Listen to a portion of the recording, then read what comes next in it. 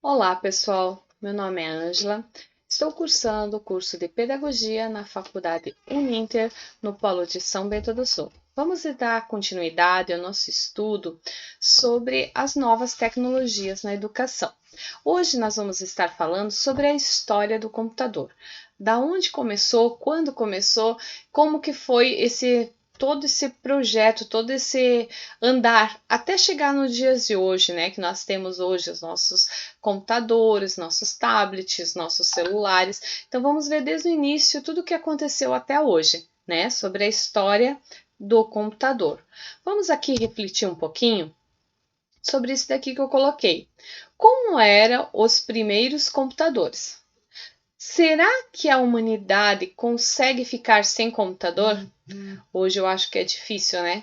Porque a gente está tão grudado, tudo a gente faz através do computador, né? Esse ano foi tão importante para as escolas, né? O computador, o celular, que as crianças puderam continuar com seus estudos, não ficaram paradas um ano, né? Que a gente teve que se isolar e as crianças puderam através, né? Através dos meios de comunicação, através dos computadores, através da internet, a gente não precisou parar. Então hoje eu acho que a humanidade não consegue mais ficar sem os computadores, mas vamos ver aqui. Os seres humanos sempre procurou formas de simplificar e facilitar seu trabalho. E a necessidade de estimular e contar seus pertences levou-se a criar instrumentos para auxiliá-lo. Para a contagem, o homem já usou pedrinhas e os próprios dedos. Fez riscos no chão, marca de ossos, em pedaços de pau, placas de barro e até nós em cordões, para fazer as contas, né? Uma das ferramentas criadas pelo homem para auxiliá-lo no processo de contagem foi o ábaco, que nós usamos até com as nossas crianças até hoje, né? Para elas aprenderem a fazer as continhas, né? De unidade, dezenas, centenas. Esse instrumento se destaca pela sua simplicidade e eficiência. Trata-se de uma invenção tão simples e eficaz que passou inalterada de civilização para civilização. Consiste em uma caixa na qual há contas móveis, transfixas por hastes. No Japão, ela é denominada como soroban e na China como xuanpan. Eu acho que fala assim, que significa bandeja de calcular.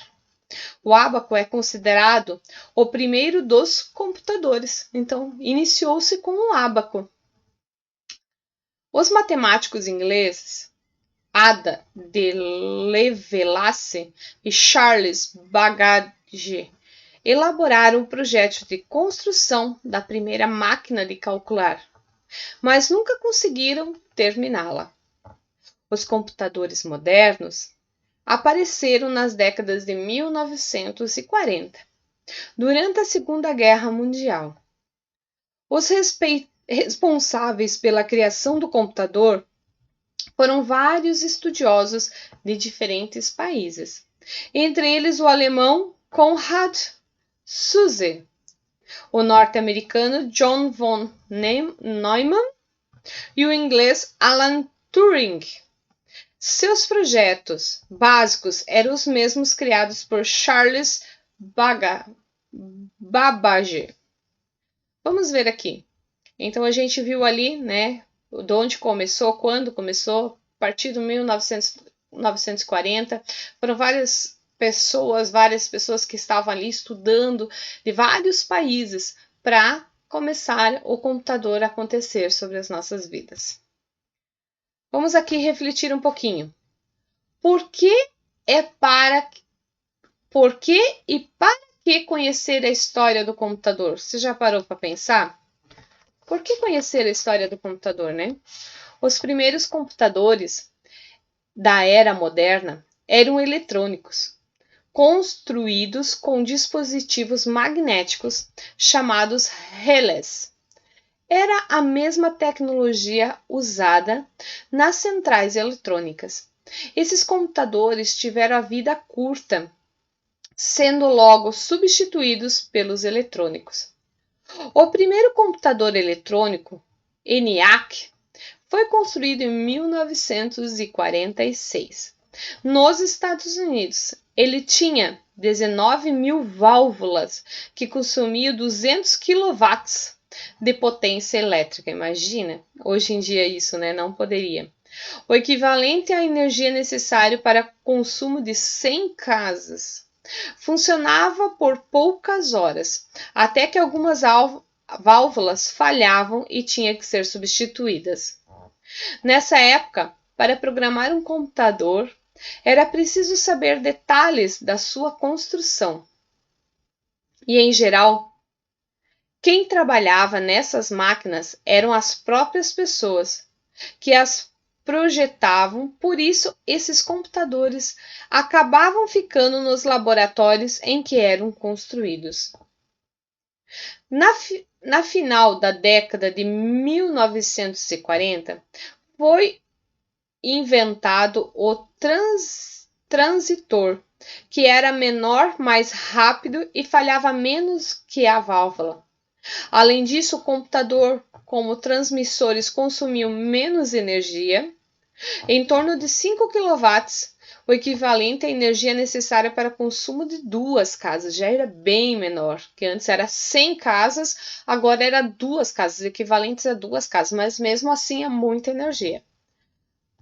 Como sistores foram instalados em algumas empresas e podiam ser operadas por profissionais especializados e não só por projetistas. Então, pessoas profissionais especializadas já podiam começar a trabalhar com isso, sabe? Não era simplesmente aquelas pessoas que construíam. Então, as pessoas estudavam para poder mexer nos computadores. Na década de 1960, nos Estados Unidos, revelaram ao mundo uma nova invenção: os circuitos integrados. Os transistores foram deixados de lado e a eletrônica miniaturizada permitiu a construção de computadores menores, surpreendentemente mais rápidos, baratos e eficientes que os anteriores. Cada vez mais, essas máquinas passavam a ser úteis nas empresas. Foram desenvolvidos programas de computadores capazes para zelar pelo funcionamento do próprio computador, conhecidos como sistemas operacionais. Eles tornaram as operações de máquinas mais seguras, possibilitaram que fossem usadas por um número maior de pessoas. E a essa altura as empresas já dependiam muito dessas máquinas para funcionar. Os programas de computador emitiam faturas, faziam cobranças, preparavam folhas de pagamento, cadastravam clientes e muito mais outras coisas. Até que surgiu o microcomputador. Sem que ninguém imaginasse a mudança que ele iria provocar no dia a dia das empresas e das pessoas, o primeiro passo foi dado no início da década de 1970 pela Intel Corporation, uma pequena empresa norte-americana. Eles inventaram um dispositivo chamado de microprocessador para máquinas de calcular e depois modificaram esse componente para que fosse usado em computadores. A ideia deu certo. No início da década de 1980, os microcomputadores chegaram ao mercado. Desde o primeiro momento, parecia uma epidemia. Todo mundo queria ter um. Hoje, há milhões de computadores em operação. Cada uma dessas máquinas é milhares de vezes mais poderosa do que os seus bisavós na década de 1940. A popularidade do microcomputador veio com a criação de programas dedicados à comunicação e à edição de textos, planilhas, além de muitas outras atividades. Empresas e profissionais passaram a adotar o microcomputador como a principal ferramenta de trabalho. Ele virou também um instrumento para diversão. Na década de 1990, a grande inovação foi a internet. Ela promoveu grandes mudanças, interferindo na estrutura dos diferentes sistemas de transformado as relações e comunicações globais. Né? Então a gente viu ali que a partir de 1990 veio a internet. Eu lembro dessa época, eu ali tinha, né, meus 10 anos, ainda a gente não tinha internet dentro da nossa casa, mas a gente já começava a escutar boatos sobre isso. Eu lembro que ali pelos meus 16, 17 anos a gente adquiriu o nosso primeiro computador em casa. Foi assim uma grande novidade dentro de nossa casa, foi algo tudo tão diferente. A gente usava o computador para jogar joguinhos, né, para fazer às vezes até para fazer um trabalho no Word, não lembro se era o Word naquela época, mas eu sei que dava para digitalizar. Então tinha algumas finalidades. Eu lembro até hoje assim daqueles momentos que a gente tinha, assim, no computador, assim, era bem legal. Na verdade, não tinha a tecnologia que tem hoje, né? A gente não sabia fazer tudo aquilo que a gente já sabe fazer hoje, mas, assim, veio como uma grande mudança, né, para as nossas vidas. Eu lembro, foi bem legal. Os computadores são máquinas capazes de realizar vários cálculos automaticamente, além de possuir dispositivos de armazenamento e entrada e saída. Nós vamos ver aqui, desenvolvimento dos computadores pode ser dividido em 5 gerações. Nós vamos ver geração por geração. Ali eu coloquei fotos, né, para a gente poder compreender um pouquinho mais como começou, como que eram os computadores. Eu já fiz um trabalho, um portfólio sobre os computadores, sobre a história do computador. Já achei bem interessante porque a gente não sabia. E eu estava pesquisando os vídeos para colocar, né, para a gente aprender um pouquinho mais. Eu vi os meus filhos assim vendo os vídeos assim. Como eles não conhecem, hoje eles conhecem o computador, já tá ali o tablet, né? Já conhece ali o celular, o notebook, mas eles não conheciam como que começou, sabe? Eles ficaram impressionados como que começou a história do computador e como é interessante se a gente parar para a gente analisar. A gente, antes da gente ver a história, a gente não imagina, né? O computador, assim, uma sala enorme, cheia de computadores. Hoje a gente vê aquela coisa tão pequenininha ali que tem tantas funções, a gente não imagina da onde tudo que começou, todo o processo que teve. Então nós vamos ver essas 5 gerações e vamos nos detalhar em cada uma, tá certo? A primeira geração, 1945 a 1959, é o uso da válvula eletrônicas, quilômetros de fios. Os computadores eram lentos, enormes, esquentavam muito, né? Vamos ver aqui. A primeira geração de computadores é marcada pela utilização de válvulas. A gente pode ver ali, pode ver aqui, isso daqui é uma válvula. Então ele era do tamanho, né, de uma lâmpada. Olha o tamanho. E aqui era usado muitas válvulas, né? As válvulas eram um tubo de vidro similar a uma lâmpada, fechada sem ar e em seu interior, ou seja, um ambiente fechado e vácuo, e contendo eletrodos, cuja finalidade é controlar o fluxo de elétrons. As válvulas aqueciam bastante e costumavam queimar com facilidades. Ali, né, nós vemos aqui a válvula era do tamanho, né, era do tamanho de uma lâmpada. Além disso, a programação era realizada diretamente na linguagem de máquinas, o que dificultava a programação consequentemente. Despedia muito tempo. O armazenamento dos dados era realizado em cartões perfurados, que depois passavam a ser feitos de fitas magnéticas. Um dos representantes dessa geração é o ENIAC. Ele possuía 17.468 válvulas. Ele pesava 30 toneladas. Tinha 180 metros quadrados de áreas construída. Sua velocidade era de ordem de 100 kHz, uma coisa assim, que possuía apenas 200 bits de memória RAM. Então a gente vê como que foi difícil lá no início, né? Mas para eles foi uma grande vitória. Hoje a gente vê, a gente pensa, meu Deus, como que puderam conseguir fazer isso? Que hoje a gente já tem tanto muito mais espaços, né? Muito mais fácil. Imagina 180 metros. Imagina 180 metros, é o tamanho de duas casas quase. Imagina ali só de computadores. A gente vê, né? A gente pode ver ali representada nessa segunda foto.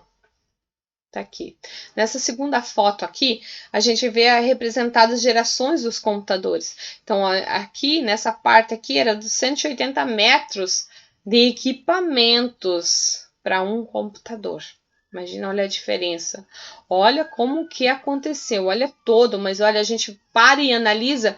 Se a gente parar para olhar, meu Deus, olha a inteligência desses homens. Olha a inteligência, não sei se teve mulheres envolvidas também, então, provavelmente teve mulheres envolvidas ali. Olha a inteligência deles para construir uma coisa gigantesca dessa e que ela pudesse fazer. Eu acho esplêndido, maravilhoso, porque assim, pessoas que e naquela época não tinha a facilidade que nós temos hoje. E mesmo assim, olha o que eles começaram a construir.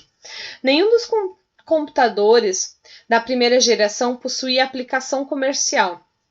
Eram utilizados a fins balísticos, predição climáticas, cálculos e energia atômica e outros fins científicos, né? Nós vamos aqui ver sobre Alan Turing. Vamos ver quem que foi esse homem. Esse homem foi considerado o pai da ciência da computação. Nós vamos falar um pouquinho sobre a história dele. Depois eu vou passar um breve videozinho que fala sobre a história dele, né? O que aconteceu tudo na história dele, para a gente conhecer um pouquinho mais sobre este homem. Alan Matheson Turing nasceu dia 23 de junho de 1912 e ele faleceu 7 de junho de 1954. Foi um matemático, lógico, criptoanalista, cientista da comunicação britânico. Foi influente no desenvolvimento da ciência da computação e proporcionou uma formação do conceito de algoritmos e computação com a máquina de Turing, desempenhado um papel importante na criação do computador moderno. Durante a Segunda Guerra Mundial, Turing trabalhou para a inteligência britânica em Bletchley Park, num centro especializado de quebra de códigos. Por um tempo, ele foi o chefe de RUT 8, a seção responsável pela criptoanálise da frota naval alemã. Planejou uma série de técnicas para quebrar os códigos alemães. Inclinando o método de Bombe, uma máquina eletromecânica que poderia encontrar definições para a máquina de criptografia alemã, a Enigma. Após a guerra, trabalhou no Laboratório Nacional de Física do Reino Unido, onde criou um dos primeiros projetos para computadores de programa de armazenamento, o ASCII. Aos 24 anos, imagina 24 anos, consagrou-se com a projeção de uma máquina que, de acordo com o sistema formal, pudesse fazer operações computacionais. Mostrou que um simples sistema automático poderia manipular símbolos de um sistema de regras próprias. A máquina teórica de Turing pode indicar que os sistemas poderosos, símbolos ligados à abstração de sistema cognitivo e à realidade concreta dos números, isto é, buscando até hoje por pesquisadores de sistema com inteligência artificial, IA, para comportar a inteligência artificial ou não de um computador. Turing desenvolveu um teste que consistia em um operador não poder diferenciar se as respostas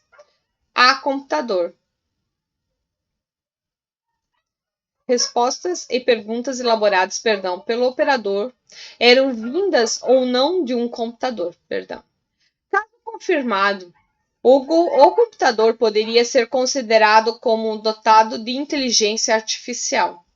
Sua máquina pode ser programada de tal modo que pode imitar qualquer sistema formal. A ideia de computabilidade começou a ser delineada. A maior parte do seu trabalho foi desenvolvida na área de espionagem e, por isso, somente em 1975 foi a ser considerado o pai da ciência da computação. Nós vamos ver agora um vídeo que fala um pouquinho sobre Alan Turing.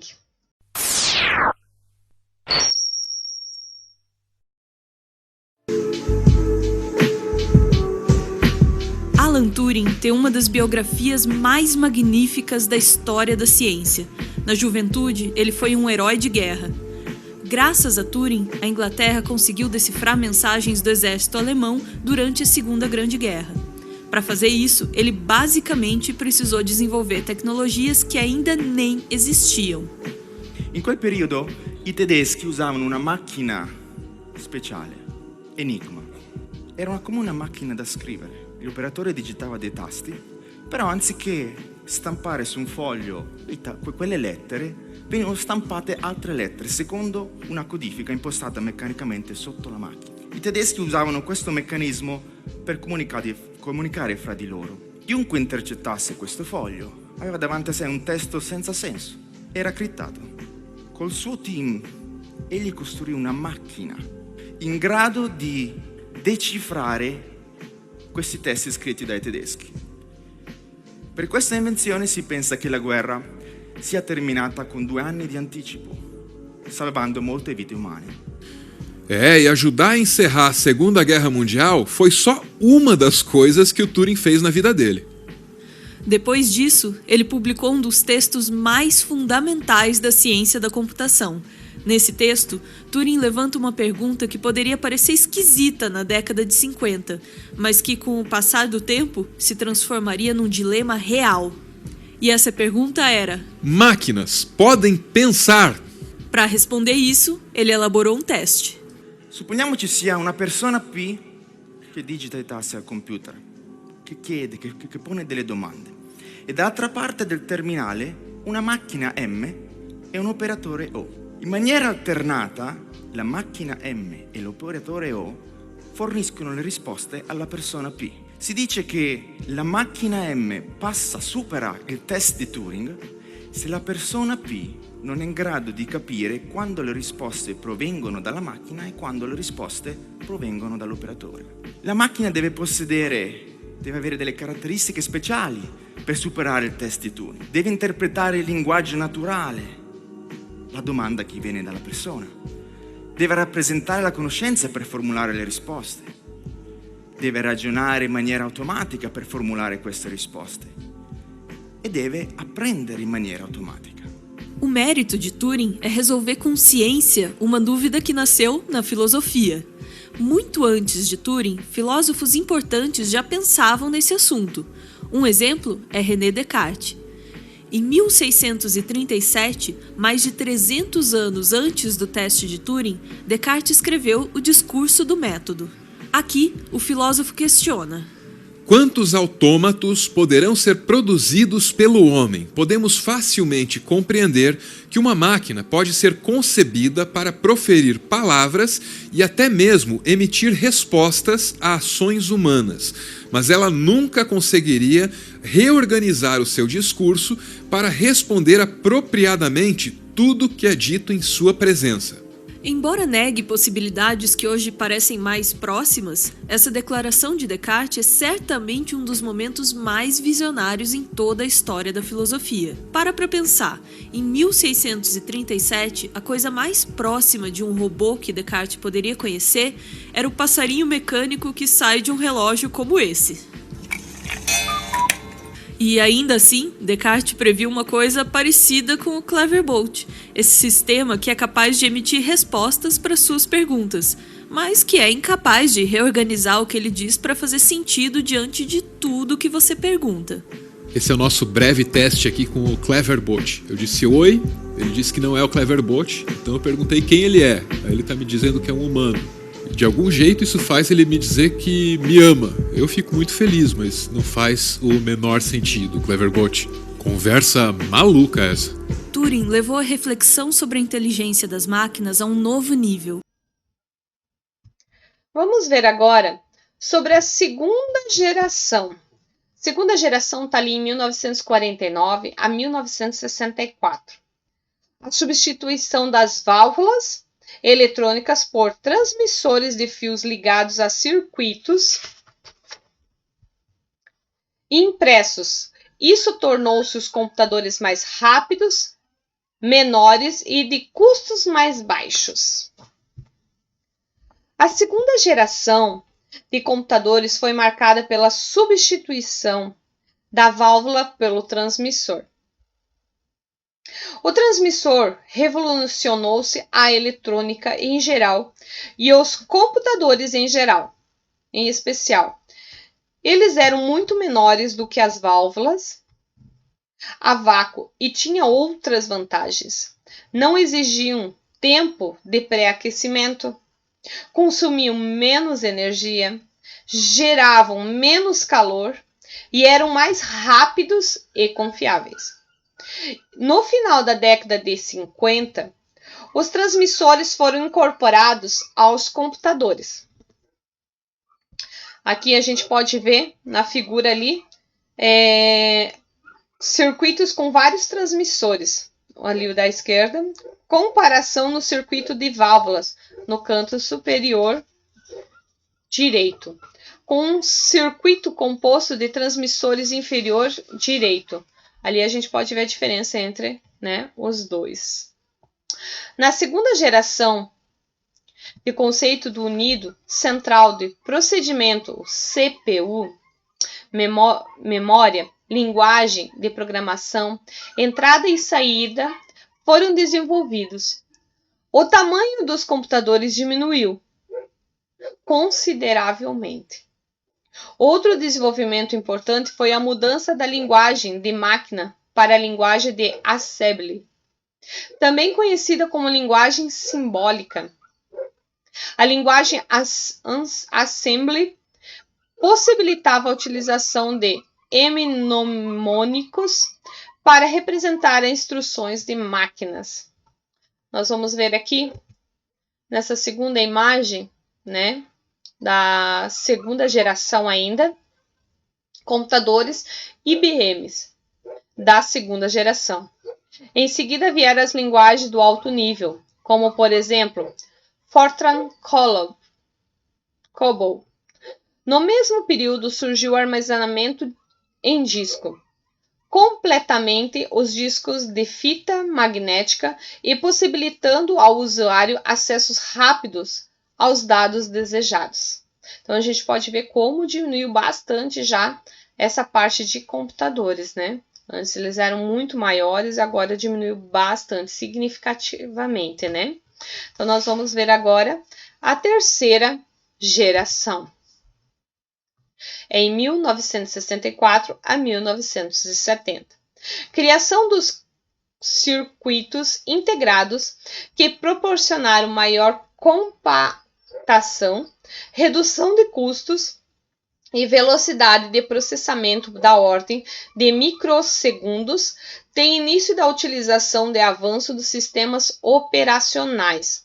Então, a gente vê aqui na terceira geração, A terceira geração o computadores é marcada pela utilização dos circuitos integrados, feitos de silício também conhecidos como microchips. Eles eram construídos integrando um grande número de transmissores, o que possibilitava a construção de equipamentos menores e mais baratos. Aqui a gente pode ver nessa figura aí a comparação do tamanho do circuito integrado com uma moeda. Pode ver como ele é pequeno, né? Ali é o tamanho de uma moeda e ali o tamanho do circuito integrado. E de um chip à direita. Mas o diferencial dos circuitos integrados não era apenas o tamanho, mas o processo de fabricação que possibilitava a construção de vários circuitos simultaneamente, facilitando a produção em massa. Este avanço pode ser comparado ao advento da imprensa, que revolucionou a produção de livros. Um computador que representa esta geração foi o IBM System 360, voltado para o setor comercial e científico. Ele possuía uma arquitetura plugável, na qual o cliente poderia substituir as peças desse com defeito. Além disso, um conjunto de periféricos eram vendidos conforme a necessidade do cliente. O IBM, que até então liderava no mercado dos computadores, passou a perder espaço quando os concorrentes passaram a vender periféricos mais baratos e que eram compatíveis com a sua arquitetura. No final dessa geração, já começaram a surgir os computadores pessoais,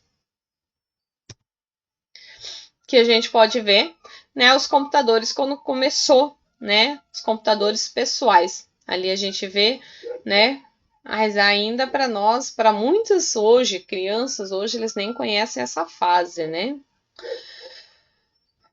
Outro evento importante dessa época foi a IBM. Passou a separar a criação de hardware em desenvolvimento de sistemas, iniciando o mercado da indústria como softwares. Isso foi possível devido à utilização das linguagens de alto nível nesses computadores. Então a gente vê aqui, né, o computador Apple, como começou ali, ó, muito legal, muito interessante, assim, tudo em madeira, ó, a parte de baixo de madeira. Quando eu já conheci, já era o teclado separado, né? As caixas ainda eram grandes, mas mesmo assim, né? Aqui, né, o teclado, como era as máquinas datilográficas, né? Eu lembro que eu fiz curso de datilografia, né? Hoje em dia estão tudo mais prático, né? Então, assim, ó, aqui a gente pode ver aqui aberto, né? Como era por dentro, olha como já era bem menor, né? Do que as outras gerações, né? A primeira para a terceira já fez uma grande diferença, né? A próxima geração que a gente vai estar vendo é a geração quarta geração, 1970 a 1990. Aperfeiçoamento da tecnologia já existente proporcionou uma otimização da máquina para os problemas do usuário. Maior grau de miniaturização, confiabilidade e velocidade maior, na ordem de nanosegundos, bilinésima parte de segundos. Imagina, olha a diferença, né? Então, na quarta geração, a gente pode ver ali o computador. Computadores da quarta geração.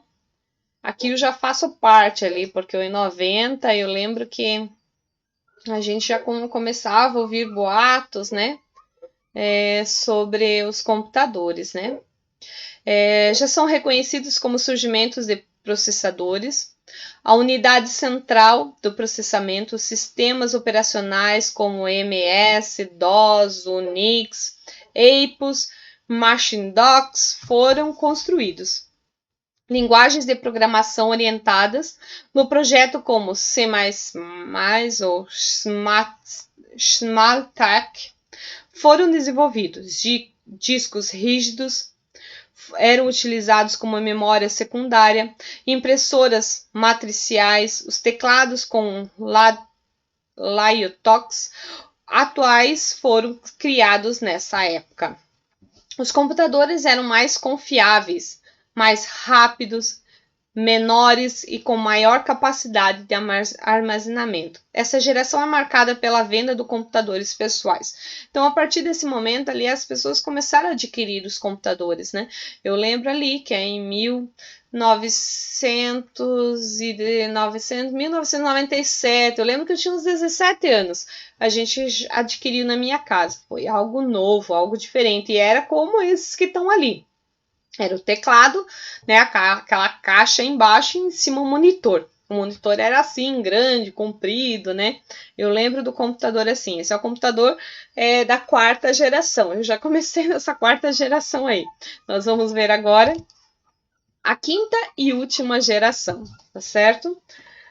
A partir do ano de 1990. Surgimento da inteligência artificial, os dispositivos cada vez menores e mais potentes, conectados à rede da internet. Os computadores da 5ª geração usam processadores com milhões de transmissores.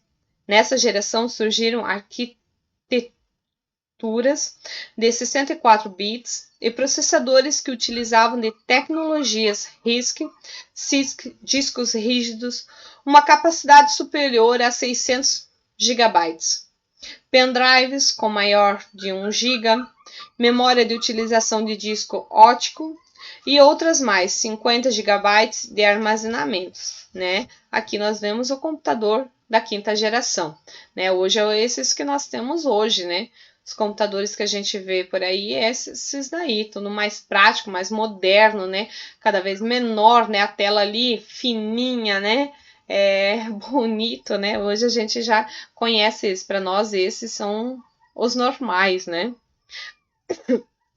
A 5ª geração está sendo marcada pela inteligência artificial e por sua conectividade. A inteligência artificial pode ser verificada em jogos e robôs ao conseguir desafiar a inteligência humana. A conectividade é cada vez mais um requisito das indústrias de computadores.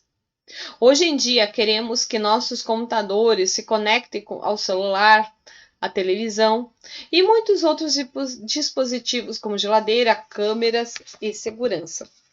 Então, hoje, sobre isso que eu estava falando, né? Hoje eu trouxe essa história do computador, né? Da onde começou, como foi o processo para hoje chegar aos nossos computadores, né? E hoje a gente vê, né? Aquela pergunta lá no início, né? Será que a gente conseguiria ficar hoje sem computador? Eu vejo hoje, né? Eu trabalhando, eu fazendo minha faculdade, eu faço minha faculdade online, então eu assisto minhas aulas, né? Através do meu celular. Então, é tão, assim, incrível, né? Que eu posso estudar, eu tenho o costume, eu não consigo ficar em casa parada, assistindo. Então, eu faço minha caminhada todos os dias, e todos os dias eu estou assistindo e vendo minhas videoaulas, e aquilo ali eu consigo gravar. É de uma forma que eu consigo estudar. É caminhando, escutando e olhando, e eu consigo gravar a matéria. E, tipo assim, é tão fácil. Antigamente, para você estudar, você teria que estar dentro de uma sala de aula. Hoje não, através dos computadores, celulares, a gente consegue estudar. A gente consegue se profissionalizar. E eu gravo muito andando, consigo caminhar e consigo aprender as matérias que está sendo passada. Hoje aqui, nós fazendo o nosso estágio através da internet, né? Através dos computadores, através dos programas, através dessa tecnologia que nós temos hoje, né? Hoje nós conseguimos aqui gravar um vídeo, conseguimos fazer uma live ao vivo, né? Para passar para muitas outras pessoas ao mesmo tempo, né? Algo tão maravilhoso, assim, a gente vê a inteligência dessas pessoas que elas construíram e criaram, e cada dia estão modernizando cada vez mais, né? Eu lembro no começo, quando saiu os celulares, era aqueles batatão grande, né? Eu ainda no começo não tinha eu não tinha o costume de ficar andando com o celular.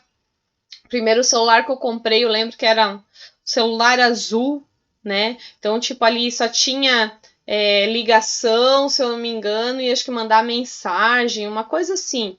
Então, mas aquilo lá era uma novidade muito grande. O segundo eu lembro que era com a telinha fechada, se abria, fazia ligação, era bem legal. E assim foi evoluindo, né? Hoje a gente tem aquele celular, hoje a gente nem usa mais máquina fotográfica, a gente usa a própria câmera do celular. Hoje do nosso notebook, nós temos o webcam que consegue tirar foto, consegue filmar, gravar momentos. Então hoje a gente vê que a tecnologia cresceu muito, né? Hoje a gente vê que a tecnologia avançou bastante. E como que será que vai ser daqui a uns anos, né? Será que esse computador hoje, esse tablet, esse notebook que nós temos hoje, como que será visto pelas pessoas, pelos nossos filhos, nossos netos? Como que eles vão ver assim, essa tecnologia? Talvez vai ser tão evoluída a mais, né? Porque as pessoas... O humano tem uma inteligência tão grande que ele consegue fazer do quase nada algo muito grande, né? Então, nosso computador, essa história do nosso computador é algo bem interessante, é algo que eu acredito que todos deveriam conhecer, a história do computador. É algo, assim, fabuloso da gente ver da onde veio e aonde nós estamos hoje, né? E quem sabe daqui a uns anos ver aonde vai chegar. Então é bem interessante, é bem legal. Eu amei ver sobre isso. Quando eu fiz o meu portfólio sobre a história do computador, eu já fiquei fascinada. Agora eu aprendi um pouquinho mais ainda, né, sobre a história de pessoas que fizeram a diferença através da formação do computador. É bem legal, é bem interessante. Tomara que vocês tenham gostado. Eu amei a história, eu gosto da história, eu amo a matéria história, então eu adoro sobre coisas que fizeram história, e o computador está fazendo história ainda, né? Então que a gente possa aprender cada dia mais e possa se aperfeiçoar cada dia mais através dessa ferramenta poderosa que nós temos hoje em nossas mãos, tá certo? Agora eu vou estar passando um videozinho, vai estar contando mais um pouquinho sobre aquilo que eu já comentei, para a gente firmar em nossa mente e gravar um pouquinho mais sobre a história do computador. Eu acredito que você vai gostar e nos vemos na próxima aula, tá certo? Um grande abraço, até logo! Não é segredo que o seu computador atual é fruto de uma evolução que levou décadas para chegar onde está, e ainda está muito longe de chegar ao seu final. Se pensarmos que cerca de 10 anos atrás os processadores ainda nem conheciam os núcleos múltiplos, imaginar as máquinas que inauguraram a informática é uma tarefa ainda mais complicada. Você sabia que no início da década de 1950 já existiam computadores? Logicamente, eles não se pareciam nem um pouco com o que temos hoje, mas já realizavam alguns cálculos complexos em pouquíssimo tempo. Nesses 60 anos, elementos desapareceram, componentes foram criados, então prepare-se para conhecer um pouco mais sobre essa magnífica história, a evolução dos computadores. A primeira geração de computadores foi marcada por grandes máquinas que pesavam toneladas e o único objetivo de seu processamento era a realização de cálculos. Vamos começar com o Harvard Mark I, um computador eletromecânico que foi concebido em 1930 por Grace Hopper e Howard Aiken e construído em 1944 pela Universidade de Harvard em parceria com a IBM.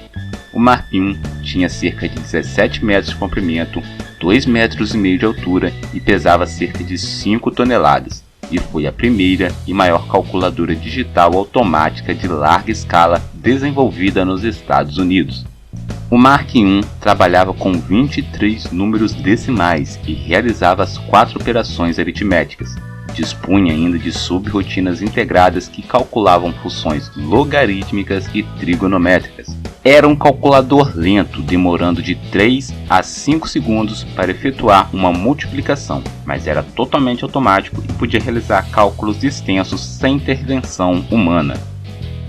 Ainda na primeira geração de computadores temos o ENIAC, Electronic Numerical Integrator and Computer, ou em português, Computador Integrador Numérico Eletrônico.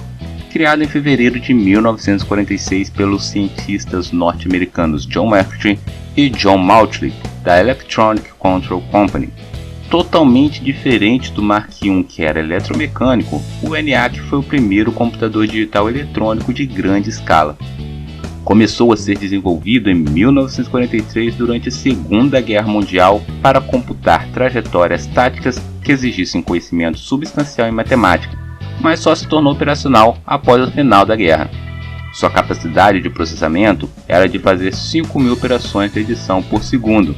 Tinha 17.468 válvulas, ocupava uma área de 180 metros quadrados e consumia 200.000 watts de energia e pesava cerca de 30 toneladas.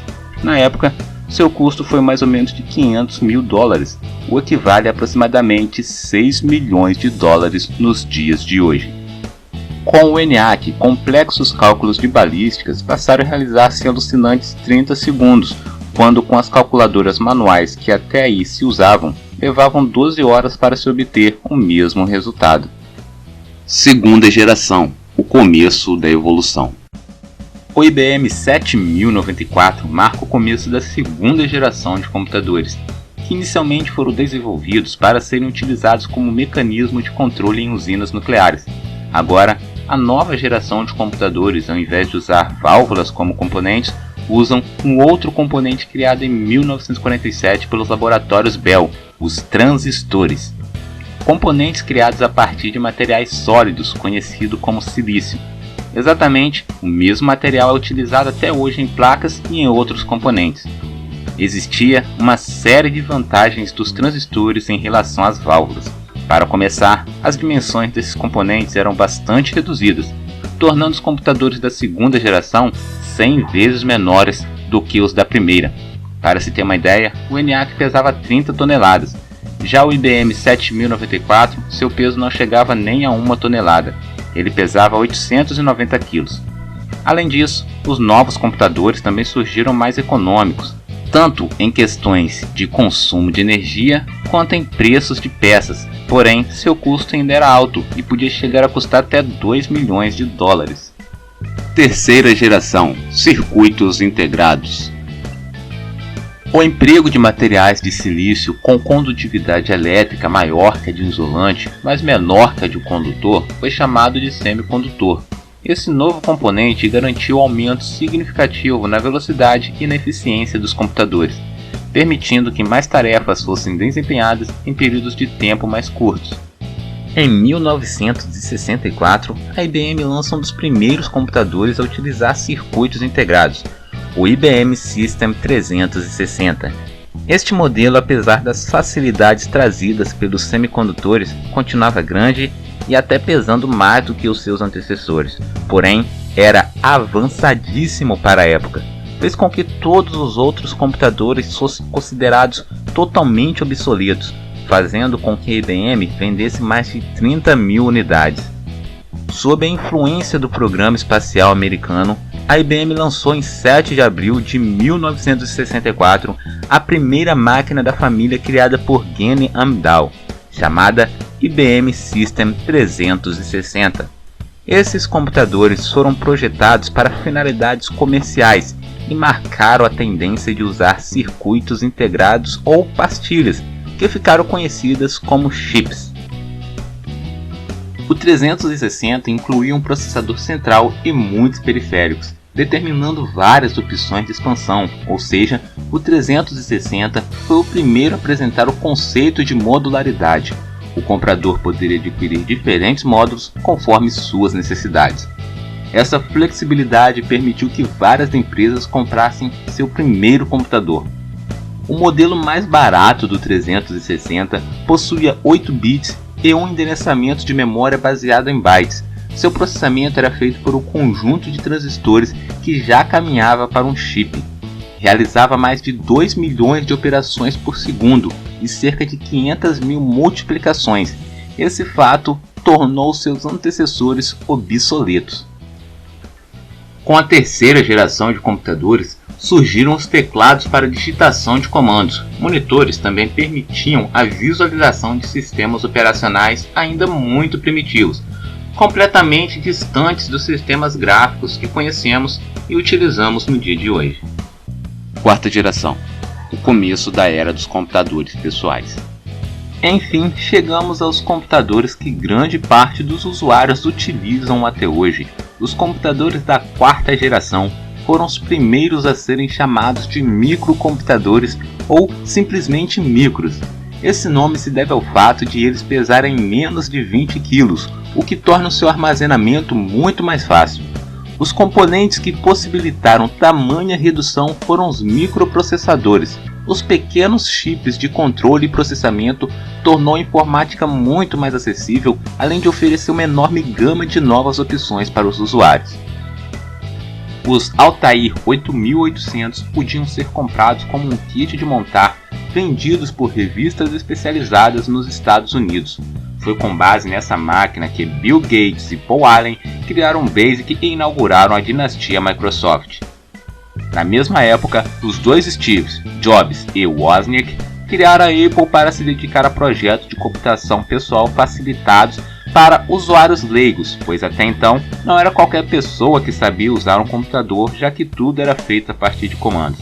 Assim surgiu o Apple I, projeto que foi primeiramente apresentado para HP. Ele foi sucedido pelo Apple II após uma injeção de $250 mil pela Intel. Essa segunda versão dos computadores possuía uma versão modificada do sistema BASIC. O grande avanço apresentado pelo sistema era a utilização de interface gráfica para alguns softwares. Também era possível utilizar processadores de texto, planilhas eletrônicas e bancos de dados. A mesma Apple foi responsável pela inauguração dos mouses na computação pessoal, juntamente com os sistemas operacionais gráficos como o Macintosh. Pouco tempo depois, a Microsoft lançou a primeira versão do Windows, bastante parecida com o sistema da rival. Ciclos passaram a ser clocks. Até a terceira geração dos computadores, o tempo de resposta das máquinas era medido em ciclos, ou seja, media-se um número de ações em curtos períodos de tempo para que fosse possível saber qual fração de segundo era utilizada para elas. Com os microprocessadores, já não era viável medir as capacidades dessa forma, por isso surgiram as medidas por clocks. Esta definição calcula o número de ciclos de processamento que podem ser realizados em apenas um segundo. Por exemplo, 1 MHz significa que em apenas um segundo é possível que o chip realize 1 milhão de ciclos.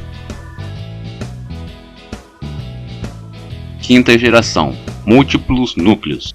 Ainda estamos em transição de uma fase em que os processadores tentavam alcançar clocks cada vez mais altos para uma fase em que o que importa mesmo é como esses clocks podem ser melhor aproveitados. Deixou de ser necessário atingir velocidades de processamento superiores aos 2 GHz, mas passou a ser obrigatório que cada chip possua mais de um núcleo com essas frequências. Começou a chegar ao mercado os processadores que simulavam a existência de 2 núcleos de processamento. Depois chegou os que realmente apresentavam 2 deles. Hoje há processadores com 4 núcleos e outros utilizados por servidores que já oferecem 8. Com tanta potência executando tarefas simultâneas, surgiu uma nova necessidade, pois quanto mais tarefas são executadas por um computador, mais energia é consumida.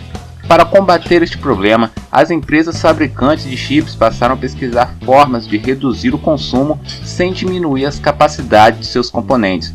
Foi então que nasceu o conceito de processamento verde. Processadores Intel Core Sand Bridge eram fabricados com a microarquitetura reduzida, fazendo com que os clocks sejam mais curtos e menos energia elétrica seja gasta. Ao mesmo tempo, esses processos são mais eficazes, logo a realização de tarefas com este tipo de componente é boa para o usuário e também para o meio ambiente. Vale dizer que isso também se aplica a Ivy Bridge, Skylake e todas as outras famílias. Outro elemento envolvido nessas conceituações é o processo de montagem. As fabricantes buscam incessantemente formas de reduzir o impacto ambiental de suas indústrias. Os notebooks, por exemplo, estão sendo criados com telas de LED, muito menos nocivos à natureza do que as de LCDs comuns. Como seria a sexta geração de computadores? há quem diga que a sexta geração de computadores se dará por meio da inteligência artificial. Outros discordam, dizendo que robôs não fazem parte dessa denominação. E há quem diga que computadores de sexta geração seriam os computadores que utilizam supercondutores como matéria-prima para seus processadores. Utilizando da supercondutividade, esses processadores não perderiam eletricidade para o calor devido à resistência, ganhando assim performance e economizando energia.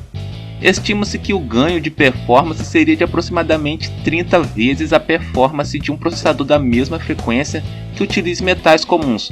Porém, atualmente, nenhum material trabalha em condições ambientes comuns como supercondutor, impossibilitando seu uso comercial. O fato é que não podemos negar que o homem vem incessantemente trabalhando para cada vez mais melhorar suas máquinas.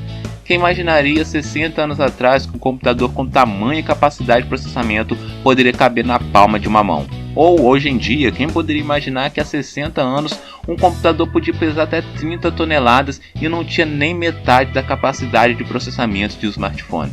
E você, como acha que serão as próximas gerações de computadores?